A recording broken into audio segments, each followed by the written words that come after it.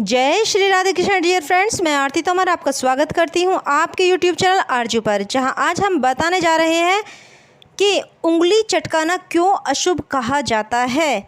उंगली चटकाने से हमें क्या हानि होती है, इसके पीछे छिपे कुछ धार्मिक व वैज्ञानिक कारण।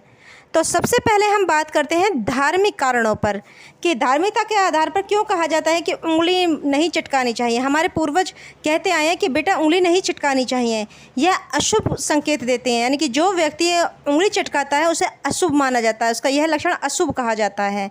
इसीलिए हमारे पूर्वज कहते रहे हैं कि उंगली नहीं चटकानी चाहिए।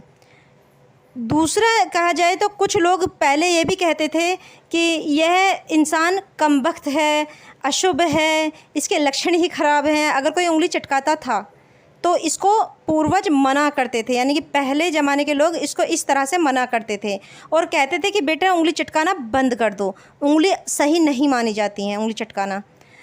तो ये इसके पीछे क्या वैज्ञानिक कारण थे जो हमारे पूर्वज हमें बताते थे, लेकिन वो वैज्ञानिक कारण हमें नहीं समझा पाए। लेकिन आज मैं वैज्ञानिक कारण भी आपके सामने कुछ लेके आई हूँ। आपने देखा होगा कि कुछ लोग बैठे बैठे उंगली चटकाते रहते हैं और ज़्यादातर वो अच्छा भी नहीं लगता है, क्योंकि जब हम कोई बातें कर रहे होते हैं और कोई उंगली चटकाने लगता है तो वह उंगलियों की कट कट की आवाज़ें जो होती हैं वो हमें डिस्टर्ब करती हैं।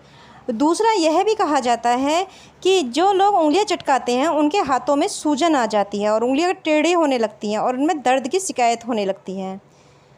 और कुछ लोगों का मानना है कि जो उंगलियां होती हैं उनको चटकाने से जो जॉइंट में जो लचीलापन जो होता है वह नहीं रहता है।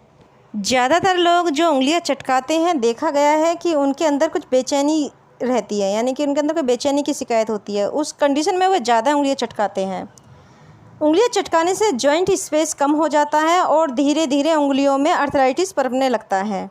उंगलियों को चटकाने के लिए इसलिए भी मना किया जाता है कि जो उंगलियों के जो जॉइंट्स होता है उस जॉइंट्स में साइनोवियल फ्लूइड होता है, इसमें नाइट्रोजन, ऑक्सीजन और कार्बन डाइऑक्साइड के बबल्स बनते हैं और उंगलियों के चटकाने से जब बबल्स के फटने की आवाज़ आती है, जो आवाज़ आती है कट की, यानी उंगली चटकने की जो आवाज़ आती है वह बबल के फटने से आती है। आपने कभी कभी यह भी देखा होगा कि जब आप अपनी उंगलियां चटकाते हैं तो उसमें आवाज़ आती है, लेकिन अगर आप वही उंगली तुरंत दोबारा चटकाते हैं तो वह नहीं चटकती है। इसका भी एक कारण होता है कि उंगलियों के जोड़ों में गैस जमा होती है और जब वह बबल्स फटते हैं तो उसकी कट की आवाज़ आती है। लेकिन जब आप दोबारा उंगली चटकाते हैं तो इतने तुरंत बाद ही गैस वहाँ जमा नहीं हो पाती है, क्योंकि गैस के जमा होने पर ही बबल्स बनते हैं वहाँ पर। अब जब गैस ही नहीं होगी तो वहाँ बबल्स क्या बनेंगे और वो क्या फटेंगे। इसीलिए गैस को जमा होने में काफ़ी समय लगता है। तो इसीलिए तुरंत अगर दोबारा उंगली चटकाई जाए तो उंगली नहीं चटकती है, क्योंकि वहाँ गैस जमा नहीं हो पाती है। आज की वीडियो में बस इतना ही। उम्मीद करती हूँ आपको यह वीडियो ज़रूर पसंद आई होगी और आप यह भी समझ गए होंगे कि हमारे ये पूर्वज उंगलियां चटकाने को क्यों अशुभ बताते हुए आए हैं। हमारे पूर्वज सब कुछ नॉलेज रखते थे, पर लेकिन उस टाइम पर ज़्यादा एजुकेटेड लोग नहीं थे तो उन्हें समझाने में थोड़ी प्रॉब्लम होती होगी।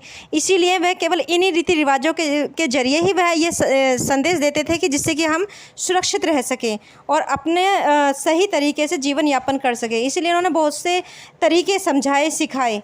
मैं अंत में यह कहना चाहूँगी कि हमारे जो पूर्वजों ने जो नियम, कायदे, कानून बनाए हैं उन्हें अंधविश्वास कहने से पहले उनकी पूरी जानकारी लें और उन्हें अगर अच्छे लगें तो उन्हें फॉलो करें। आज की वीडियो में इतना ही। उम्मीद करती हूँ आपको ये वीडियो ज़रूर पसंद आई होगी। अगर वीडियो पसंद आई है तो चैनल को सब्सक्राइब करना ना भूलें, वीडियो को लाइक करना और शेयर करना ना भूलें। धन्यवाद। अपना ख्याल रखें, अपनों का ख्याल रखें। जय श्री राधे कृष्ण डियर फ्रेंड्स।